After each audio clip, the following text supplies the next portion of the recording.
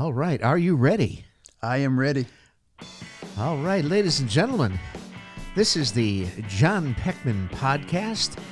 I'm your host, Dave Kosminski, today, because John is taking a little well-deserved vacation with his wife, Paula, so I'm filling in for him today.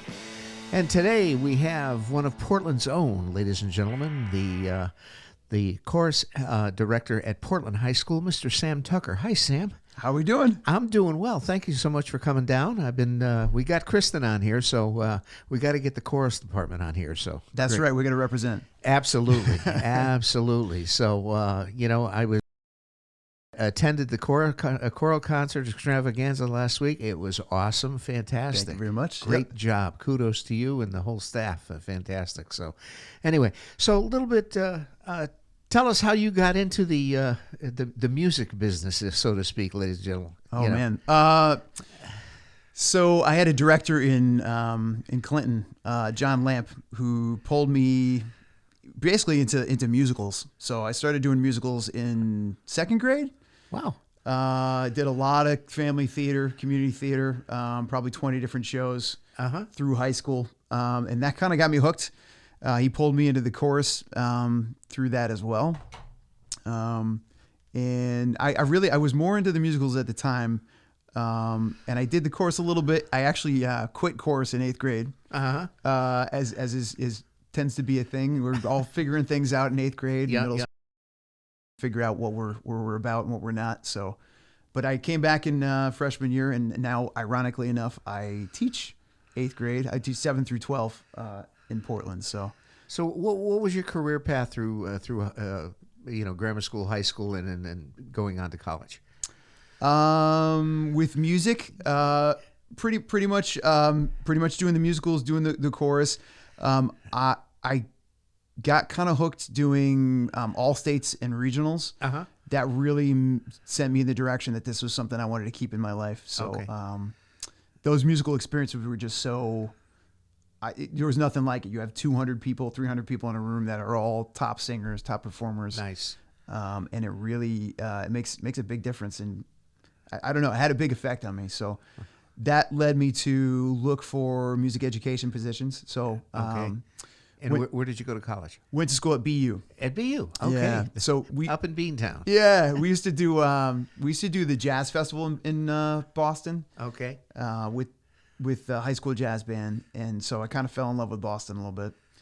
My whole family went to UConn and stuck within the state. Okay.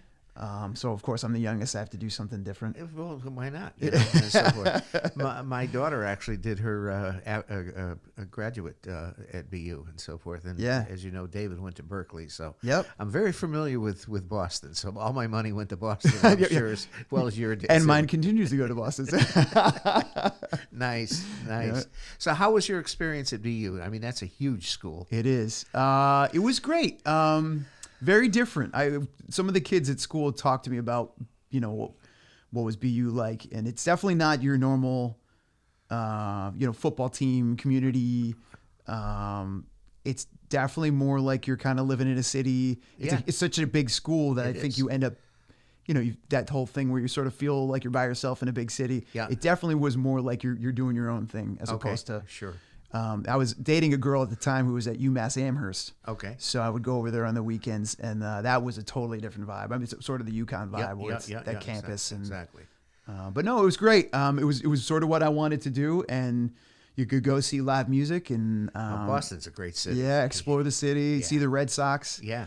I know Kristen is an avid Red Sox fan. I wasn't really following baseball, to be honest with you, until I got up to Boston, but you can't not follow it. It's infectious. And I started following in the 2003 season, and of course that ended poorly with the Yankees taking over. So watched every single game in 2004, and luckily enough, that was a good year to get totally hooked. So there you go. Yeah. Fantastic. So you get your T-pass, and you're good to go up there. Absolutely. Fantastic. So great. So what year did you graduate up there? 2003. Okay. All right. So graduated there, did student teaching at Lexington, and then 2003 graduated and got a job in Hanson, Mass. Oh, okay. So stayed up there for 9 years I taught middle school. It was mainly a general music position. Okay. 6 through 8. Mm-hmm. And had chorus on the side, and I was loving the chorus part. Mm-hmm. And I actually would have stuck around in the Massachusetts area for a while longer, but started dating somebody I knew back from high school, somebody from my old from Clinton, where I grew up. Okay. And we ended up settling for a year in Rhode Island and commuting back and forth, and that was not a great move because you're commuting about an hour. So yeah, that led me to looking down in Connecticut area and looking for a job. So sure, that's great. Yeah. That's great. So did you always look at choral positions? When you were job hunting, or? Yeah, definitely. I technically I'm certified for band and chorus, but there there are tricks of the trade that you learn along the way, and I don't know any of the band tricks of the trade. I could fake it, you could but get through. Yeah, but I definitely would not do it justice the way that Kristen does. Yeah, so. she does a great job. Yeah, she does. So anyway, what's your secret? I know you both you and Kristen have very, very successful programs, at Portland High, and Portland is proud to have you and so forth, and you've done phenomenal things along the way, and you guys work well together and complement one another. So, as far as when you took over at school, did you decide to go in different directions than past teachers, or tell us your secret? Yeah, man. Yeah, when I took over, we had somebody in for a half a year that had. I think put some things together that had fallen apart before, and really been pretty tough on the kids and working them hard and high expectations. And so when I came in, I was coming into a program that was kind of getting back, back in really great shape. We were blessed, like you said, in Portland with a great history of music in the schools. So it's always been a really strong program. Yeah. So that's a blessing there. But I think Kristen and I work really well together. We're like a family. I think we try to have fun with the kids. Try to get to know the kids. I mean, there's a lot of opportunity to engage with each individual. We got a lot of great kids in town, so you get to know their backgrounds and I think you really have to have that comfort level with people to open up and be creative and make music. Sure. Particularly Particularly with singing, it's such a vulnerable thing to do. Right. So you really have to be comfortable enough and feel, in a good mood, in a good place, like you want to contribute and participate. So when you start choosing repertoire for the year, how do you go about that? Do you get feedback from students? Do you Actually, we were just in a cappella trying to figure out some songs for next year. Yeah, I've tried to do it more recently with getting feedback from students. Okay. It is a long and arduous process, and I'll tell you, I look at music pretty much year long, and I've had a few summers where they send these CDs of the latest releases of choral music. Yeah. And I'll tell you, there is an awful lot of garbage out there. There's Yeah. a lot of stuff that's not so good. So Yeah. you have to sift through a lot of that. And then, of course, trying to figure out what's going to fit the singers we have. Right. Trying to find things that aren't too tough on the guys. I mean, we've got some strong tenors and basses, but we can't do 3, 4, or 5 part harmony in the tenors and basses. Right. So making sure it's a good arrangement that way, and then I really try to get a good variety of different types of music. So we have some classical and some jazz and some a language piece. One of my students was mentioning today that they love the language pieces, and that's my favorite thing. Okay, when you define language pieces. So anything in another language. Oh, okay, all right. So.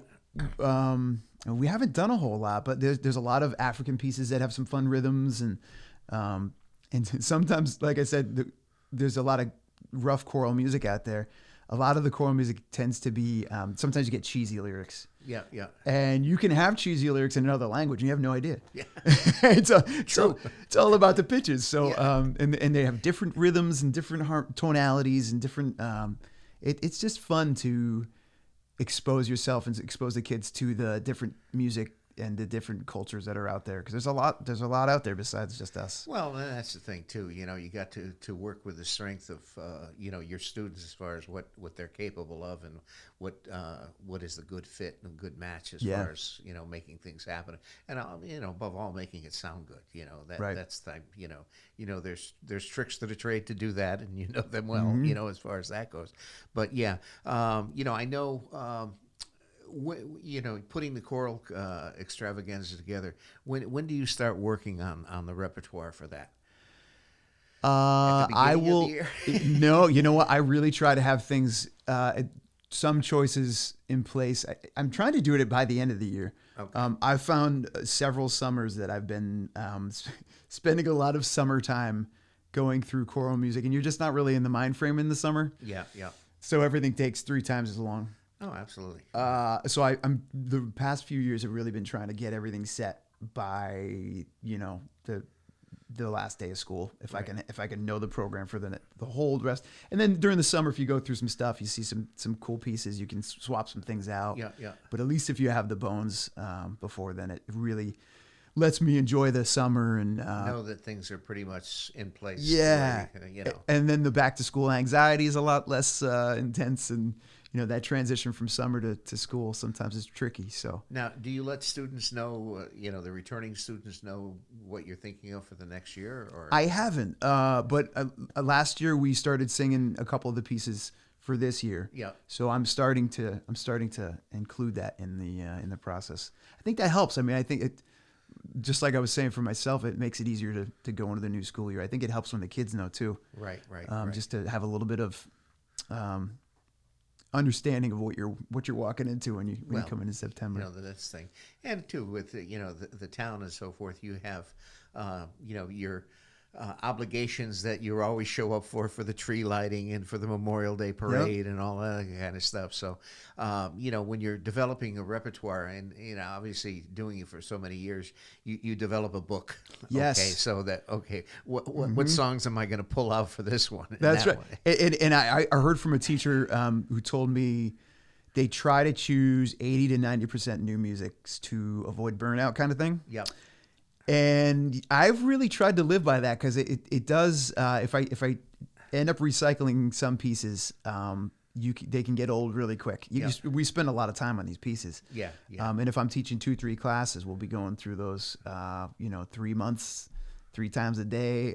You better like your music. Yes, right. So I do try to choose some new stuff, but there are some of those old standards that come around on a 3, 4, 5-year cycle, and you definitely do have. It's nice to have that back catalog to refer to if you ever need something. Yeah, you pull it out of the sack. Yeah, absolutely. Yeah, that's great. Yeah. When you start on a new piece, typically what's the process? Do you start sectional rehearsals? Do you how does that fall into place? Yeah, we do a lot of sectional work. I found teaching middle school first. I was teaching. It was called an activity period course. Okay. Which was not ideal.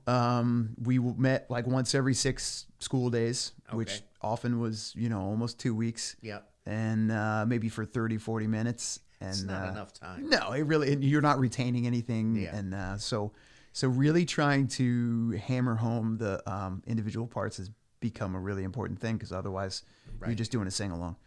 Mm-hmm. So we spend a lot of time at the beginning with individual parts.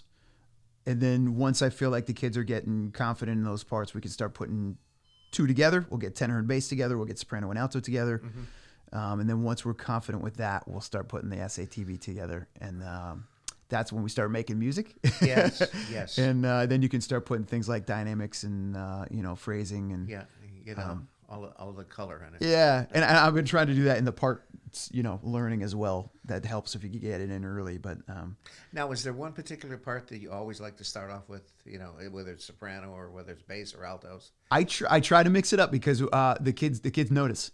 They say, hey, you called on me every day. Sprinters are always first. To pick those other guys. Okay. So I'll try to keep it. I certainly don't keep it perfect, but I try to get the altos first, and then the tenors first, and then I try to go in different orders and different ways to keep it exciting. Sure. Now, I know you have accompanists that normally play Yeah. for the concerts. Are those your ringers, so to speak? Are you talking about kid accompanists? No, well, both kid and you bring in a few ringers every now and then. For- Keyboards. For piano for the concert, we had Steve Pack. Is that weird? Yes. Yeah. Yeah. So Steve Pack had he had been accompanying us since I got there. Long time. Yeah, 2012.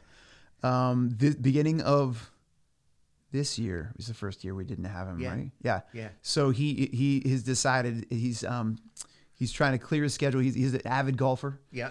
And he's decided he's going to set your priorities. That's right. That's right. He had a couple of health issues, and I think he wants to make sure he's keeping his schedule clear. And Sarah filled in this year for her, right? she did in the musical for the musical. Okay, all right. So Sarah Ketter, our middle school band director from last year, who's She's now down in what, Old Lyme? Old Lyme, yeah. Okay, yeah. She came and played piano. But yeah, Pac-Man was playing piano for the concerts and for the musicals for a long time. He played for the Music Boosters breakfast down here at the church. Okay. So he still makes cameos every now and then. But Yes. Well, yeah, I think one of my students, Philip Lachane, I think also plays. Yeah. Oh, Philip's a fabulous piano player. Yes. Fab. And I think he was just playing for the art show release. Yes. I'm saying that the wrong word, but yeah. their opening day celebration. Yeah. So we grab him every now and then for some performance opportunities. He's a fabulous. And I think Annette plays also. Yes. Yeah. So for talented kids. Yeah. Go from there. So going back to working on the musicals. We do musicals every other year. Is that what the plan is? So we used to do them every other year. Coming into the position in 2012, we started with Anything Goes, and then we did a play. We did Arsenic and Old Lace. Okay. And then we came back. I'm trying to think of what came after Arsenic. I think it might have been Oklahoma. I think you're right. Yeah. And it was at that point we started noticing that when you do it every other year, you're retraining everybody from scratch, and nobody really understands what's going on. Okay. And what the end product is. Right. And if you get them every year, you can get that mentorship of kids. Hey, these guys did it last year. They can kind of... You got a feeder system. Yeah, and they really help inspire and recruit and Yes. And keep the whole thing going. So and sort of the same thing happened with COVID. We just missed, we got Little Mermaid going, and we were a week from the show, and it all blew up. Exactly. The wheels came off. Man, and honestly, we're still recovering, but it's taken a long time. It really has. This is starting to feel normal. Yes. Getting that extravaganza in, like you mentioned, we just did that on Wednesday, and we had the fifth and sixth graders for the first time since before COVID times. Yeah. And it was so nice to sing with all those kids who I'm hoping we're getting hooked in music, and they're seeing it you sing in that big ensemble with all the older kids, and it's a lot of fun. And so it was great to get that back. And again, I think that's going to help with recruitment and sure. Keeping the music department solid. Yeah. Now, do you find that you have, I should say, crossovers, between band and music, where some of the band people go into chorus? Yeah, that's my all time. So I'm a doubler. Okay. I played trombone in high school. Okay. And I actually a little bit through college too. I still have it. I still break it out every now and then. Yep. My director from when I was little, John Lampin Clinton, he had me playing some shows. I haven't done it recently though, but I did both, and I truly believe that it just makes you a better musician. Well, it gives you the whole perspective of, how all the pieces fit together in the puzzles, because... I think you become a better reader with the instruments, and right. I think you, with singing, it really requires you intonation and phrasing and connection. And yeah, absolutely. There's a lot. Those doublers are oftentimes our strongest musicians. Yeah. So that's great, have we picked out a musical for next year yet? I'm going to put you on the spot. It's a hot topic question. Yeah. Yes. I have to be completely honest with you. Every year I have had an idea of what I wanted to do, and you'll have 3 or 2, but I usually have one that I'm like leaning towards, 60%, 70%. I am pretty blank slate right now. We're Alicia Miller joined us last year, so for the past 2 years doing a co-director position. Okay. And that's really been helpful to have a whole nother perspective and another set of hands to help out with working with all those actors and getting the show ready. So we're trying to get a lot more input this year and make it more of a group think decision. Right. So we're taking our time on it. And again, like you were asking about when we decide those things, we're going to probably have to get together sooner than later because we're going to want to know and start planning and think about sets and all that good stuff. But well, we got graduation meeting coming up next week, so we got to start figuring that out. Yeah, as far as that goes. There's all kinds of. This is the busy time. Yes, yes, it is. Have you ever thought about doing? I had some people that I used to back up a lot of the Gilbert and Sullivan shows up in West Hartford. Have you ever thought about doing any of that as far as that goes? For personally? Yeah. I would love to. I have to be honest with you. One of my struggles is trying to balance work life and personal life. And I have a 7-year-old daughter at home. Yeah. And she's 7 already? Yeah, oh she's God. getting big. Oh my God. She was just at the extravaganza. She loves coming to see the kids sing. Oh, great. But it's tough to leave those guys. And so as you know, we're out a lot of nights and weekends, and we do Shoreline Festival, which is a couple nights, and Charter Oak, and we do middle school regionals and the high school regionals, high school all-state, and we do, there's a lot of, and then of course you get to the musical starting in December, and honestly, I'm just coming out of the tunnel of a lot of time at work. So that I think if things quiet down in other ways, that would be something that'd be really really interested in, but trying to keep the home time as a top priority. Well, for sure, you get to that point. There's only so many so many hours in the day. That's it. Yep. That's great. As far as and I know we got the Memorial Day Parade coming up, which is this year, and so obviously you guys do the tree lighting, and of course we talk about the book. What's the standard in the book? We got to have the Star Spangled Banner. Oh yeah, oh yeah, yeah, and so forth. So now, working with the students on getting various parts and the selections of these songs, and I'm sure they take pride in getting their parts down and working with that as far as that goes. But how do you prepare? I know most of what you do at the tree lighting obviously is pretty much Christmas songs. Yeah. So there is much variation there, but working it out with Kristen and working with the band and so forth. The tree lighting, we end up spending some time in our individual rooms. We don't really put it together much until the day of. Okay. And the good thing about that is we're only singing the melody. Yep. So that makes life a lot easier. Yeah. If everybody sings the melody, we all know that. And strength in numbers. Yeah, and these are the singers that usually come are the a cappella kids, and we've invited the Tri-M kids the past couple of years too. So we get kids that are strong singers, and so they're good with the melody. They can figure that out pretty quick, and then trying to figure it out with the balance with Kristen. We usually put that stuff together. That day, well, and make it work. Okay. But like you said, it's the same. We do a lot of the same songs every year. So figuring out the set list. So. Yeah, a lot of those people are veterans. You mentioned acapella and Tri-Ms. Differentiate. Talk a little bit about the programs. Oh yeah, sure. Well, Tri-M is the Music Honor Society. Okay. So that is juniors and seniors that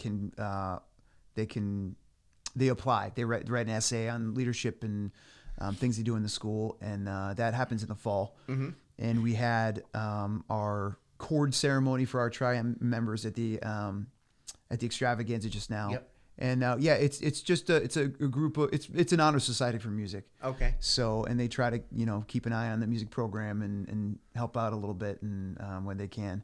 Now, is there a limit or the number of students that can apply for that? Or No, okay. we can take any amount of, but it's just just They have to put the time and the effort into putting the Yep. as far as that goes. get the Sure. application in, and they got to be juniors and seniors. Right, In right. good standing. There's a GPA as well, 3.0. Okay. To be involved in that too. But And the acapella, talk a little about that. yeah, a cappella. That's our top choral ensemble in Portland. That has been an absolute joy to teach this entire time.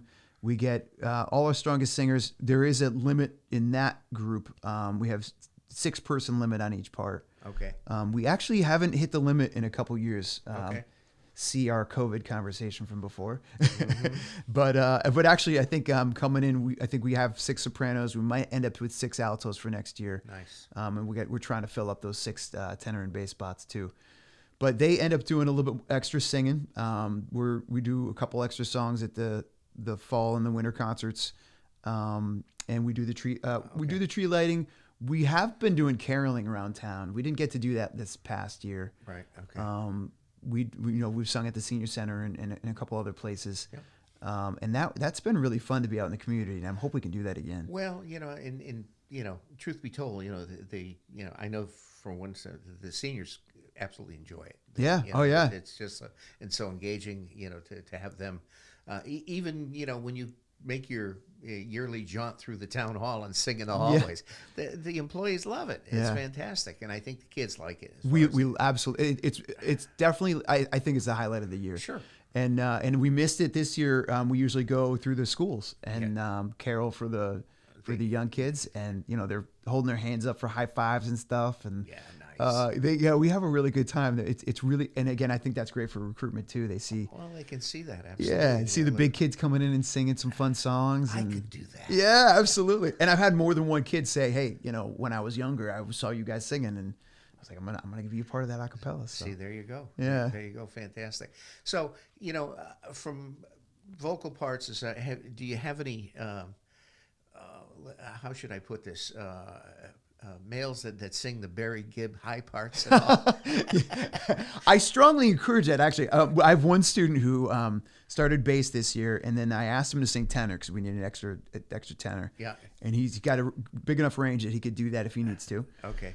So he was singing tenor, and then he told me his plan was to every year he's gonna sing the higher part. Move up the So range. he did bass freshman year, he do tenor, and then junior year he'll do alto, and senior is soprano. So I'm looking forward to that. Yeah. There you go. There you go. No, I honestly, a lot of the kids are a little nervous of the higher notes. And it's that comfort level. Well, especially for the guys, the middle school, even in the high school. A lot of them feel like you have to be singing those low notes, or you're not manly enough. And I'm trying to encourage them and open their eyes to the fact that a lot of the stuff on the radio, they're singing pretty high, and people love it. Oh yeah. And they can still be masculine, and that's a pretty constant struggle, and has been for probably forever. But I've years ago, back in my playing days, I had a bass player that always that could sing a cappella, could sing falsetto. One of the big tunes he used to love to do was Reasons. And nice, yeah. Wow, and that's up there. And so forth. But it's the type of thing you got to have that range. Yeah. Now, if students want to take on vocal lessons, what do you do? How do you accommodate them there as far as that goes? I can't do that myself. Okay. But we would refer them to someone like yourself. Okay. Or Connecticut Valley Music here, or usually what I've run into is that the student will come in already taking voice, or being involved with YIPCA or something like that, where they're meeting people. But yeah, we definitely strongly encourage people to take private lessons. I think it really makes you a much stronger musician, and then it really ups your chances for being involved in things like regionals and All-State, and being prepared for that. So that anytime that can be a part of it. And I know sometimes financially that can be a concern, but it's definitely something that can take your music music game to the next level. Sure. Yeah, well, just so you know, we have one of your proteges, Avery Coe, is Yeah. teaching Oh, voice. Avery is fabulous. Yeah, she's a music major at UConn, and she's teaching both voice and piano here now. Speaking of the musical that wasn't, The Little Mermaid, Yeah. Avery Coe was our Ariel, and I have to be honest with you, Yeah, she was going to knock it out of the park. she killed it. Yeah. And that was really tough for all of us, including her. And I think it took a lot of time to get over. Thankfully, we had Marley Malinzuk who came in 2022 and killed it herself. Yeah. We got a lot of talent in this town, but You do, right? But yeah, Avery was our OG Ariel. Well, it's like it's like anything, the old saying, the cream rises to the top. Yeah, for sure. And that really does. I mean, and she's doing the same thing at UConn now. She's featured in a lot of. They had a recital down there at UConn this past week, and she had 2 solo parts. So. Powerful voice, awesome kid, awesome person. Yes. Great combo. Fantastic. So yeah. Anyway, well, that's great. Now, looking at your personal life a little bit, I'd like to delve into what do you like to do for hobbies? I know you with the family. I mean, do you have any hobbies that you like to? Yeah. If you ask my wife, it's gonna be yard work because that's what I've been doing a lot of recently. Okay. But been getting addicted to cutting down the trees in my back. I got some invasive trees that I'm working on right now. So yeah, cleared up. Yeah. So chainsawing has become a hobby of mine. But no, actually, I'm trying to get involved in weirdly enough oyster farming. Really? Yeah. So Wow. So over COVID and in that the darkness that was those few years, there wasn't a whole lot of light. And I read this book, How to Eat Like a Fish. Really? And it was I was instantly, you could feel the energy running through your veins. It brought me back to life. And the cool part about it was that, the gist of it is that if we can farm the ocean, it actually can heal the planet. It can take the carbon out. It can reverse global warming. Yeah. It does a lot of great things, and it's simple as oysters and clams and things that are filter feeders and that naturally do the things that we need them to do. Sure. So I'm like, hey, I can spend some time out on the boat, which I love to do anyway, and then actually do something good for the planet. And you living down by the shoreline, you're right there as far as that. So do you do clamming and oyster? So I haven't started yet. I grew up in Clinton, but I'm living in Chester now. Oh, okay. But I'm gonna, about 20 minutes from. Okay. So I got a lease in Clinton. The process to get going with oyster farming is pretty wild. Okay. How does that work out? It's multi-step, and so I started. I'm trying to think of the timeline here. Probably a year and a half ago, trying to get this going. Okay. And I started by talking to the people in Clinton, and you got to get a lease. So you lease an area of water. Oh, okay. You pay X amount of dollars to farm that water. Okay. And then so people can still boat on it and they can still fish on it. And in fact, fishing and boating and all that stuff becomes better because the water quality gets better. Yeah. But yeah, you pay that amount and you get your lease through the Shellfish Commission in the town. Okay. And then it gets kicked into the state. In the state, you have to put all these diagrams of your gear you're going to use and how you're going to set your buoys up and where you want to go, and you got to talk to the town and you have to do a town meeting and people can have their input in that. Wow. And then it's like an 8 to 12 month process going through the state, and it's got to go through DEP. And it's got to go through Army Corps of Engineers and a whole lot of stuff. So I'm still waiting on that, but I'm hopeful that it's going to come through so quick. Now, is there, when you start farming, is there a limit that you can farm in a day, in a week, or a month, or how does that work? I'm going to figure that out real quick. I've talked. One of my things was I was talking to a lot of the farmers in the area, and trying to figure out what a realistic expectation for how many seed to use. You start by buying these little oysters. They'll look exactly like an oyster, but they're very tiny, 3/4 of an inch, half an inch.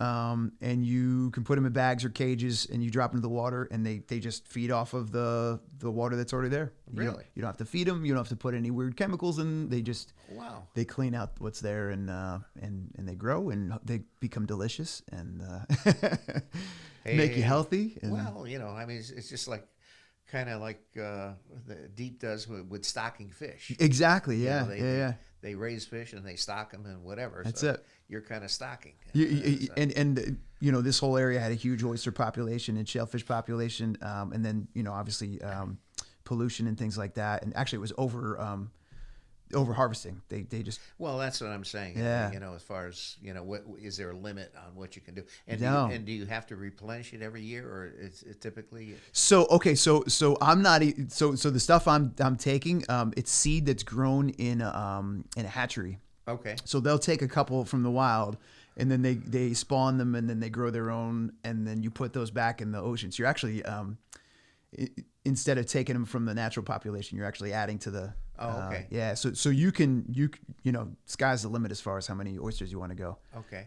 I think until you break your back. But. Okay. Now, what's the typical season? Is it spring? Is it fall? Is it? It can be year round. I think in the wintertime they kind of hibernate a little bit. Okay. So a lot of people, they don't like ice, they don't like cold weather. So I got to kind of sink them to the bottom and let them hibernate. But people will start oyster farming, March and April. Okay. I think usually April. Okay. And you can go all the way through, November, December. And if you get an ice cutter and a hammer, you can cut through the ice and keep going. What's the typical depth that you plant them at? It can be anything. The leases I'm looking at are 8 to 12 feet. Okay. So. So you go out in a boat? Yeah. Okay. Yep. And then you put a cage down? Or? Yeah. So I have a davit with a rope, and you're supposed to lower the cage down. And this is all going to be new to me. I still haven't done all this stuff. But, all right. And then there's also floating bags you can use, and those evidently are better because all the good food's at the surface. So okay. They eat all that up and clean the water, and they grow bigger on the surface. So the bags are easy. You just kind of reach over the edge of the boat and grab them, and got to shake them up and toughen the shells up a little bit. And it's pretty cool. Nice. Well, that's a hobby that I haven't heard of. It's so weird, but it is. I'm so hooked. It's fascinating to me. That's great. that is great. You get to a point where I mean everybody's I kayak or I do this. And so forth, but. Oyster harvesting. Nice. That's it. Nice, Sam. That's good. Anything else? What do you like to do with the family? Go out on the boat, man. Okay. Yeah, check that out. We just went to Boston and go see the old town and go to the North End. There's a restaurant, Il Panino. Oh yeah. Got the best Italian food I can find. So yes. Il Panino's where it's at. I will go to Boston just for that. We like to go to Newport in the summer. Oh, I go see the Newport festivals. Oh yeah. Jazz festival and the folk festival. Yes. Are fabulous. So I look forward to those every year. And my daughter and I go to the beach. We love the beach. And so that's where I was doing the oyster thing. I'm like, we spend our time on the water anyway. Okay. And makes sense. And then you can be doing something and feel like you're accomplishing something while you're there. Relaxing, yeah. For sure. Your wife have any hobbies? She's a bookie. She loves reading. Oh. And actually, she's doing a little writing too. So you say bookie? Oh, not that kind of bookie. She loves gambling. Yes. She's a book lover. Book lover. Okay, we need to define that for our listeners. Clarify that real quick. So, and fiction. She is into romance. Really? Yeah, she's into romance. Nice. So nice. yeah. Oh, there you go. Any favorite authors she has? Man, I should know the answer to this, but she's gonna kill me when she listens to this. I can't tell you off the top of my head, but that's all right. She definitely has some that are her favorites. That's nice. Go from there. All right. So the other questions that we try to ask is, okay, if you had going back to the music vein, okay, if you had stuck on a desert island, and John always asks this question. It says, what would your desert island albums be? Albums. I thought you were gonna say food. I'm like sriracha. Well, that's the next. That's the next question. I'm going there first. Okay, desert island albums, man. See, my problem is I am musically ADD. I cannot stay with one thing. Okay. I have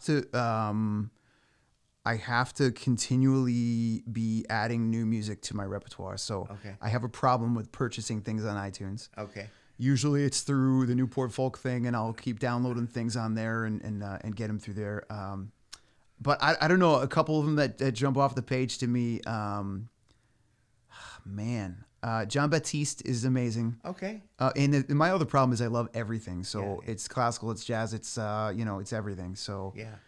um, Well, since he left he was on Tonight Show, right? Yeah. But now he's out doing his own thing now. and winning Grammys and Oh God, yeah. and he'll play the combo jazz and he'll play the New Orleans style jazz and he'll play whatever. Great piano player. And sticking with New Orleans, Harry Connick Jr. has been a favorite of mine forever. Not a huge fan of his most recent stuff, but he's one that's been with me for a long time. Okay. Billy Joel, I think, is probably my all-time. The piano man. He's the one that got me into music at the beginning. I started playing piano, listening to him, and he definitely is and has been probably the greatest influence in getting me into music and keeping me excited. He's definitely, if I had to have one person that I could have a concert from, it would be a Billy Joel private concert. That'd be fabulous. There you go. So pretty much anything from his catalog. Okay. I would. Songs in the Attic. Oh, The okay. the live album. I love that one. Okay. Fabulous. Nice. Okay. Yeah, I don't know. I have too many. It's like picking your favorite kid, I guess. Yeah. It's too many amazing things. I don't know. Exactly. If you had, was there one concert that you went to that really said, okay, this is who I am, or this is where I want to be, or Oh man. Through college, how many concerts did you go through up in Boston? Yeah, there's a lot of stuff. I saw Bob Dylan in the what was that called? The Armory. Oh. Before they took that out in BU, it became the hockey arena that they Yep. put in there. Yeah. But I saw Bob Dylan there. That was pretty good. Man, but one concert, it's probably Harry Connick. Really? I saw him 4 or 5 different times, and seeing him get up, and I mean, he's just hilarious and great singer. But then he gets up and he plays the trumpet, and piano player. Obviously, he's crazy great piano. And then he's playing the tuba, and he's just lover of music, multi instrumentalist. Yeah, maybe it's probably the Harry Connick. It was the end of his tour, and I saw him by this seaport there, and Okay. it was fabulous. Well, he engages the audience. He does. Yeah, he makes and it fun. That's so interactive, and it's just, again, it's infectious. You get people involved, and the crowd gets into it. And, Yeah. and that works both ways, because you give, they get, and they You get, feed you off give, of it. yeah, you feed off of it, and that's what it's all about. So, Arturo Sandoval. oh, I saw him at Scullers Jazz Club. yes, Holy cow. That guy can play. yeah, yes, And I say the saxophone player that was with him, I can't remember his name, but I mean the whole combo was out of this world. yeah. So that was one that you sort of peeled to the Well, to the especially wall. Scullers. That's Yeah. that's a nice intimate room. Yep, you're just basically sitting there having coffee and hanging out with them, Yeah, it's just like, okay, yeah. Yeah, it's Just great. sit there, wow, fantastic. All right, so we've done Desert Island Albums, we've done concerts. Okay, let's go to the foods. Okay. I'm jumping to that first. So basically anything that's a vehicle for sriracha is my food. Okay. So if I got desert island food, it's probably going to be like jasmine rice and chicken and sriracha, Okay. because that's my vehicle right there. There you go. It's my happy food. In your happy place. That's right. And if you have to go beyond that, I'll have my oysters growing in the water at the desert island, so I can eat those. That'll be good. There you go. Good point. I Good. think the fish is probably good there. Yeah, I like my fish. So yeah, that would make me happy. Fantastic. So, how many years have you been with Portland now? 2012 was when I started. Is this 11? Yeah, I guess it.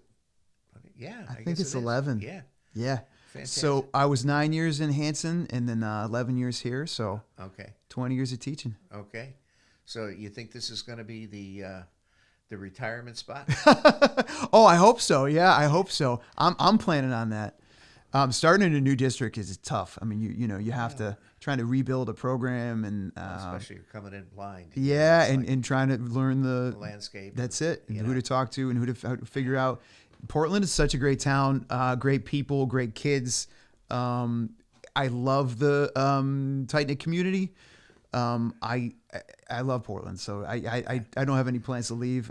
If they force me out, then we'll change the picture there. Well, But obviously. I'll have to find something else. But as of now, I would plan on staying as long as I can. It's great. You guys, between you and Kristen, they've got a very strong music department, and it's embraced by everybody in the community. And I say to lose you guys would be a travesty. It really would. Well, and like I said before, it's a family, and losing that musical family is tricky too. Sarah Ketterer went to Old Lyme, and I know she's doing well, but she's mentioned she's new, and she's meeting new people. Yeah, yeah. And it's not the same when you have those people that you've been with for a long time, Sure. and It's like having your blankie. yeah, absolutely. Or just you spend a lot of time at work, and Yeah. it's nice when you enjoy the people you're with, Yeah, and exactly. you feel comfortable with them. So Exactly. So, okay. So now we've covered that. So what's on the for the summer? Obviously you've got graduation and so forth, and you gonna take any vacation time and get away and. yeah, nothing too crazy for. We usually go to Maryland. My wife had some friends down in Annapolis. We usually take a week down Okay. there. They've got some kids that are friends with Sue's and Okay. hang out there a little bit. But they actually are moving up into Mass. Oh, okay.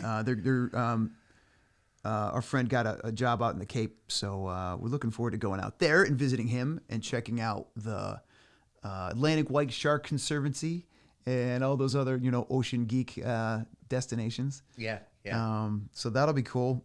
Certainly, I got my folk festival tickets. Going to go check that out. Yep.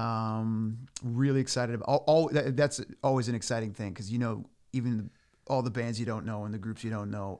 So many talented music scenes. You're gonna be introduced to a lot of great people. So looking forward to that. Looking forward to getting out on the boat and looking forward to spend some time. I got the garden going. Yeah. Got a couple garden beds. So Well, it's we'll take it amazing. easy. This is I think probably going to be John's 110th episode, and he's been doing this, and he's been playing.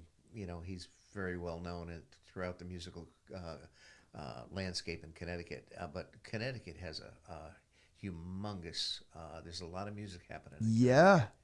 They're really more than you can even you can even find. I mean, it's all over the place. It is, and it's the type of things that obviously with COVID, the live music scene, like anything else, took a hit and so forth. But that's starting to come back a little bit. But Yeah. it's the type of thing that there's nothing like live music. Nope. We went to the Hartford Jazz Festival this past summer. Was it the summer? Mm-hmm. Steve Pack, the piano player. Okay. We invited me over, and we went to see West Hartford Hall High School. Yep. Holy cow! Yeah. Yeah. They got a strong jazz program. Wow, they were playing with a trombone player from Lincoln Center, Okay. and I got to be honest with you, they were keeping up with him. So There you go. I mean, you can even go see some of the high school groups that are, yeah, there's great music all over the place. We're blessed to have a great arts community. Yeah. Yeah. Yeah. And we need to keep a hold of that. Well, it's Supporting it. it's amazing, that where you least expect it, they're coming out of the woodwork. And it's very encouraging. It really is. For sure. I mean, we're seeing there's a lot of young talented students. Fortunately, the last 2 months we've noticed an uptick in student enrollment. So kids are getting more comfortable coming back, and parents are I think Yes. getting more comfortable coming back. So it's the type of thing that academically, a student that has music in their life, statistically, their spatial IQ is better. They, it's a good recipe. Oh, it's great. It's great for your brain. It's great for your emotional. I was just reading a book on emotional intelligence and just understanding how you're feeling and why you're feeling it that way. And man, that's a real huge key to success in life is emotional intelligence. And there's nothing better than music to help bring that out. Yeah, relaxing. It motivates you. Depending Yeah. on what you want to listen to. I know I'm a jazzer myself, so it's the type of thing. But you get to a point you get into moods. And I think I'm going to be into R&B this week, Yeah. and so forth. We had one of our in fact one of our old Portland alumni, Brendan Toller. Okay, he's off into making films and so forth, and he made a film called "I Need That Record," and I don't know, him and Jeff Slocum, they did a roundabout trip across the United States, looking and interviewing people at record stores. That's cool. And fortunately, realistically, this past year, vinyl outsold CDs. Well, yeah, CDs are definitely on the decline for sure. But that's interesting, huh? Yeah, vinyl is outsold CDs. And I know vinyl's taken an uptick for sure. Oh, God. Well, and I don't know if I can tell the difference between when you play a vinyl record and you play a CD. Because, for sure. When you play a vinyl record, you have the whole spectrum. Yeah. When you're playing a CD, you're hearing a slice out of the middle. Even the MP3s Yes. don't have the same quality that. Yeah. It's tough, and all the stuff I'm getting, my addiction is all with MP3s, which is unfortunate because that's where you got to get the live music going on, where you can really get it all. Yeah, So. yeah, exactly. So we're hoping that in fact, one of my managers here, he says, what's your thought about maybe selling records here? And I says, I think maybe that might be worth looking at. Well, yeah, I know. And I got rid of all my CD players, and but I know a lot of people are hooking the record players up now. So hey, I still have my 8-track. Yeah. Yes, very nice. Do you still have all your 8-tracks to play? I have probably about a dozen. Okay. Okay. The trouble is, you put them in, and the tape just disintegrates. Yeah, it's like the old Nintendo with you have to blow on the cartridge or something. Yeah, exactly. And then after it fouls up, it's like a cassette player. You have to man, and wind it back up. Get the again. pencil. Yep. Oh, jeez. Exactly. Having nightmares. Fun. So anyway, all right. Well, great. I think anything else you want to add that we can. No, I'm glad that you were talking about people coming back to school because COVID definitely I think people were just it was hard to do anything. Yeah. So I think a lot of people just kind of pared down their life and made it as simple as possible, and didn't really even have the emotional bandwidth to go do anything. And I'm really glad that people are getting out and doing more things. Yeah. So we were asked to perform at a memorial for the 9/11 victims of 9/11 at the Bushnell with the Middlesex Hospital vocal cords. Yes. The acapella was a couple years ago, and of course I said, yeah, let's do it. Oh, okay. We were able to do that. I think that was last year. It was the 20th anniversary. Yes. And Joyce put a lot of work into it. She did. Joyce Gent has been working her butt off with the vocal cords for over 35 years, probably 36, 37. So she got us doing that, and then she invited us to a winter concert, and then and then she dropped some hints and kind of was like, "Hey, would you like to be the director?"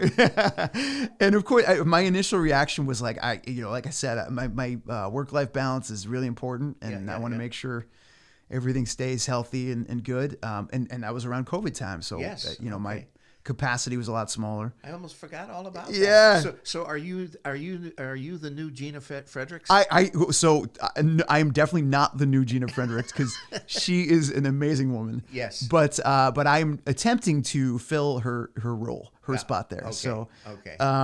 So this is my third season with the group. But this will be my second concert with them tomorrow. Oh, yes. At 7:00 at the Portland High School. We would love to see you come down and listen to us. The group has been, some great singers. Yes. It's such a big group too. It's 85 people. Wow, yeah. All love singing, all want to be there, all putting their all into it, and it has been a really musically satisfying situation. And really helped. I was a little worried about the burnout factor of, you got the rehearsals every week and you're 2 hours but it's actually been the opposite. It's been feeding some life and some energy, and it's been a lot of fun to work with these guys. So, well, I know my brother knows somebody that's in the vocal cords. He said, the repertoire has been updated. we're doing some new stuff. I'm not Yes. sure everybody's like totally psyched about all those, but we do try to mix up the songs. We'll do some of the traditional stuff, and we do a couple new things, and we're mixing it up a little bit. We're having fun. He's excited. He's coming up. He says, "Do you want to go with me?" I says, "Yeah, I'll go." Yeah. So they live in Killingworth. So after he goes to 4 o'clock mass, he's going to come up. We're going to go up to and have dinner at Malili's and then head to the concert. Yeah. So it'll be it's going to be a night out. So That's great. We have scholarships we're going to be handing out. We've got 3 high school scholarships for kids doing music and nursing. Okay. Yep. So yeah, it's a great group, and they do great things, and just spreading joy through music as a philosophy was right up my alley. Yeah, just so you know too, I put together a scholarship for my wife, so for dance and music. So Nice. If you know any students that want it, we got a couple applications, but please Perfect. put in an application. It's on our website, on Con Valley's website, or just go see Linda Henry at the Awesome. The guidance department, because would love to get. Spread the deal, as far as with the arts and dance and so forth. And, That's great. That's a wonderful thing. So fantastic. So great. So how many concerts now? You always do 2 concerts a year or 1 concert? So there's a winter session and then the spring session. Winter session is usually, we're going to start end of August, kind of when school starts. Okay. And then we have the concert. I think it was December 11th this past year. Okay. So we'll do a lot of Christmas stuff. Okay. Holiday music. We did a little Hanukkah there too. Okay. And then we start the next session. We did it in February, beginning of February. Okay. And we go through for this performance now on Saturday. Is John Lamottre still playing piano for you? No, Alan's playing piano for us. I think John had played for a long time. I think he just recently. He retired, I think. Yeah. Alan is incredible piano player. Okay, yeah. John played with me for years in the group. Okay. And so forth. Yeah. And in fact, he was, I used to go pick him up before he couldn't drive. And do weddings and gigs at night and so forth. That's amazing. And he played Fender Rhodes and so forth. But well, that's great. Well, Sam Tucker, thank you so much for coming down. I hope we had covered a lot of ground tonight. We did. Dave, thank you very much for having me. I appreciate the time. All right, fantastic. So, ladies and gentlemen, that concludes this episode of the John Peckman Podcast. I'm your host, filling in for John today, and in the house today was our chorus director from Portland High School, Mr. Sam Tucker. So, Sam, thank you so much, and we're looking forward to your concert this weekend with the vocal cords. And as John would always say, that is all.